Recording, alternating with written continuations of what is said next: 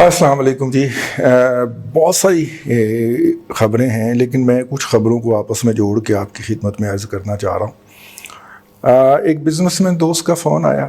انہوں نے کہا کہ یہ کیا ہو رہا ہے. ان کا اشارہ جو تھا وہ اس پریس کانفرنس کی طرف تھا جو پریس کانفرنس شہزاد اکبر صاحب نے شبلی فراز کے ساتھ کی، اور اس کے اندر انہوں نے کہا کہ 1985 سے آنورڈ جتنے بھی شوگر ملیں لگی ہیں ان کا حساب کتاب کیا جائے گا، آڈٹ کیا جائے گا، اور ان کے جو مقام معاملات ہیں وہ نیب اور اینٹی کرپشن کو بھیجے جائیں گے. انہوں نے کہا کہ یہ کیا ہو رہا ہے. میں نے عرض کیا کہ حضور آپ کے دوست ہیں جو اس وقت کابینہ میں بیٹھے ہوئے ہیں، اور آپ بڑے خوش تھے جب ان کو کابینہ کا ممبر بنایا گیا تھا، تو ان سے کہیں کہ ریزائن کر کے باہر نکل آئیں اگر یہ ہو رہا ہے.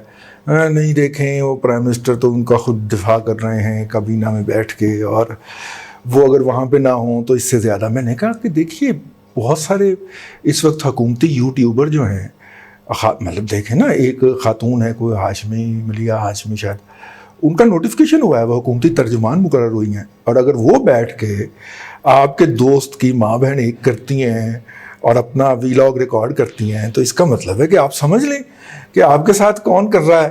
ٹھیک ہے، اور اگر آپ کو اندر سے ہی سنسار کیا جا رہا ہے تو آپ ہو سنسار، یا پھر باعزت طریقہ یہ ہے کہ سنسار ہونا ہے تو پھر سرے بازار آ جائیں تاکہ لوگوں کو پتہ چلے کہ آپ سنسار ہو رہے ہیں. آپ سنسار بھی ہو رہے ہیں، ڈھیٹ بن کے بیٹھے بھی ہوئے. خیر یہ تو بات جو تھی یہ بڑی اس وقت میننگ فل بات ہے کہ کابینہ کے ممبروں کی آپس میں کیا ہے، اور کس نے کون سا یوٹیوبر ہائر کیا ہوا ہے، اور جو اس کے حق میں اور باقیوں اس کے مخالفین کے خلاف جو ہے وہ بناتا ہے. یہ آج کے ہمارے ویلاگ کا ٹاپک بھی رہے گا، ایک اہم ٹاپک بھی رہے گا. لیکن جناب انہوں نے پریس کانفرنس کے اندر فرمایا کہ 1985 سے آنورڈ جتنے بھی ہیں ان کے کیسز بھیجے جائیں گے. تو دیکھیے پاکستان کے اندر فائنانشیل ریفارمز ایکٹ 1991 جو ہے وہ سب سے پہلے آیا جس میں اوپن آف اکانومی کی بات کی گئی. پاکستان کے اندر بہت سارے اس وقت جو اکنامک میئرز ہیں یہ اسی کے تحت لیے گئے.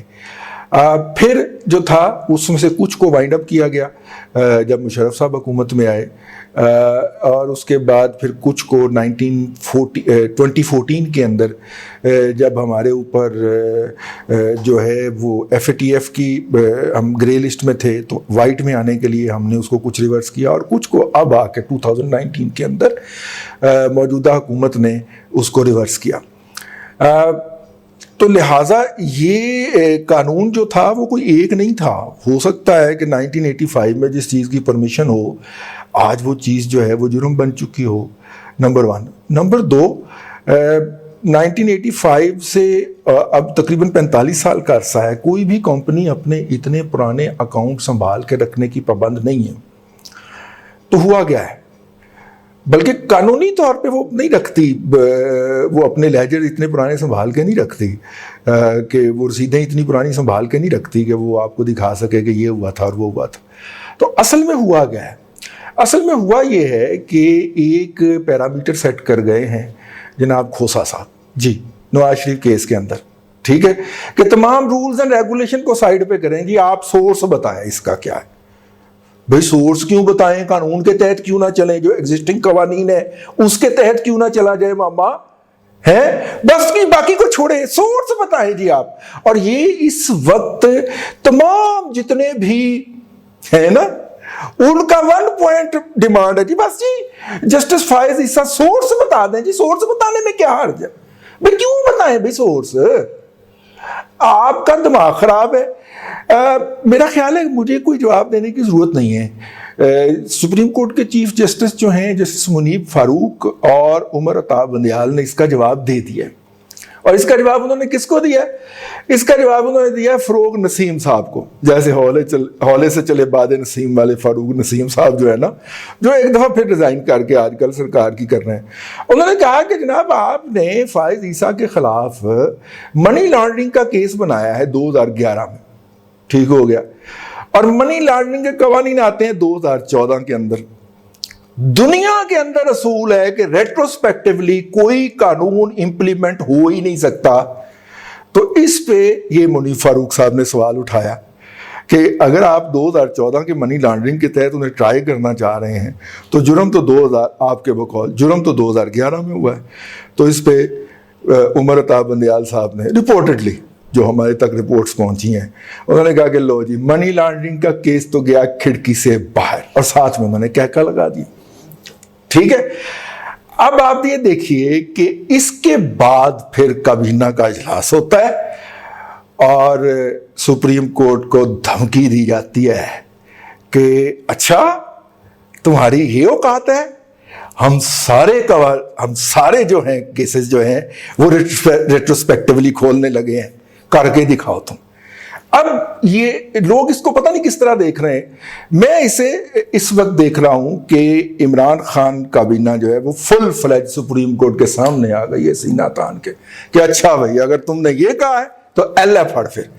اور اسی لیے وہ ڈیلے کروائی گئی ہے وہ کہہ کے کہ جناب وہ ایک کا کرونا ٹیسٹ ایک جج صاحب کا ہونا ہے, کیونکہ وہ ماحول بنا رہا ہے. اب آپ دیکھ رہے ہوں گے یہ جو ہے نا حکومت کے یوٹیوبر بقول صدیق جان کے کہ جن کو سرکار پیسے بھی دیتی ہے یا دے گی, ٹھیک ہے, بعد میں یہ کہ جو تھا بیان جو تھا وہ وزیر اطلاعات فردوس عاشق اوان نے تو وڈرا کر لیا تھا, صدیق اوان صاحب نے وڈرا نہیں کیا.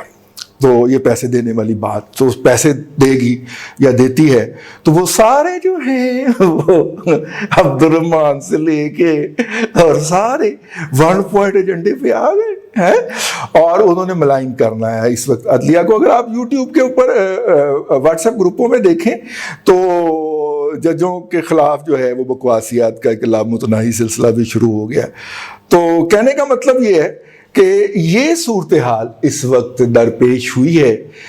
اصل میں مسئلہ یہ ہے کہ وہاں پہ چونکہ وہ جو جسٹس کھوسا صاحب جو پیرامیٹر سیٹ کر کے گئے تھے جس کے تحت نواز شریف صاحب کو اٹھا کے باہر پھینکا گیا, اب اگر اس پیرامیٹر پہ چلتے ہیں تو قاضی فائز عیسیٰ صاحب کی چھٹی, کیونکہ قاضی فائز عیسیٰ صاحب جو مرضی کہہ لیں وہ ہم نے جھوٹا ثابت کر لینا ہے. ہاں تو قاضی فائز عیسیٰ صاحب جو مرضی کہہ لیں جی, جیسے ہی ان کے وہ سامنے آئیں گے اس کے اندر سے ہم کچھ نہ کچھ نکال کے یہ دیکھ اور اس کے بعد والیوم 10 اور پتہ نہیں ساری بکواسیت سامنے رکھ دیں گے اور جناب وہ ہو جائے گا. سامنے جو ہے اگر قاضی فائز عیسیٰ صاحب پہلے وکٹم ہوں گے اس کے بعد تو پھر فلڈ گیٹ کھل جائے گا نا جی. یہ کسی بھی نامعلوم ولدیت کے صاحب سے اپلیکیشن دلوائی جائے اور نامعلوم شخص سے اس کی انویسٹیگیشن کروائی جائے اور کہا جائے کہ یہ جو جج ہے یہ کرپٹ ہے, یہ فلانا کرپٹ ہے. تو اب آگ جو ہے وہ اپنے گھر کی طرف آئی ہے. تو ہم نے تو کہا تھا کہ لگے گی آگ تو آئیں گے کئی گھر زد میں, یہاں پہ صرف ہمارا مکان تھوڑی ہے.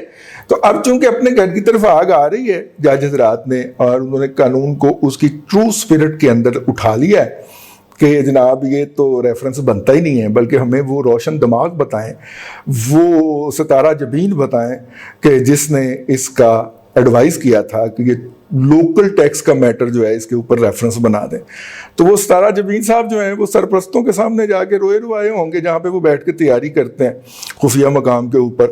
تو سرپرستوں نے کہا اچھا ان کی یہ ضرورت ہے, ان کی ہم ایسی کرتے ہیں. تو یہ جو 3-4 دن کی ڈیلے ہوئی ہے, ایڈجسٹمنٹ ہوئی ہے, یہ بھی بنیادی طور پہ کہ وہ ماحول نہیں بن پایا اس ویکینڈ کے اوپر. صاحب لوگ چھٹی پہ ہوتے ہیں نا, تو اس لیے اب جس دن آپ تک ہم یہ پہنچا رہے ہیں اب وہ اس کا بنایا جا رہا. آپ دیکھ رہے ہوں گے یا اب یوٹیوب کے اوپر جا کے چلے جائیں, پاکستانی سارے یوٹیوبر جو ہیں وہ سارے اس بات کے اوپر لگے ہوں گے اور فائز عیسیٰ کے نا جسٹس فائز عیسیٰ صاحب کے وہ سارے نکال رہے ہوں گے. ہمیں اس میں کچھ نہیں لینا دینا کیونکہ ہم جو ہیں وہ پہلے بھی جو اٹھائے گئے ہیں تو ان میں سے یکیاز ایک جو ہمارے خلاف شکایت کنندہ تھے وہ 4 فٹا انصاف ثاقب نثار تھا. تو اس لیے ہم نے سوچا کہ ہم نے آئندہ عدلیہ کے اوپر کوئی بات نہیں کرتی.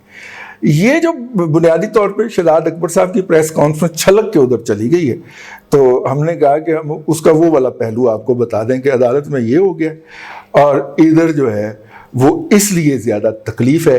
اور اب آپ جس کو تکلیف ہے نا سمجھ لیں صدیق جان کے بقول ہیں, سمجھ کر لو متا کہ نہ لیدہ کہ. لیکن آج کے پروگرام میں اتنا ہی. اللہ آپ کو آسانیاں عطا کرے اور آسانیاں خلق خدا میں تقسیم کرنے کی توفیق عطا کرے.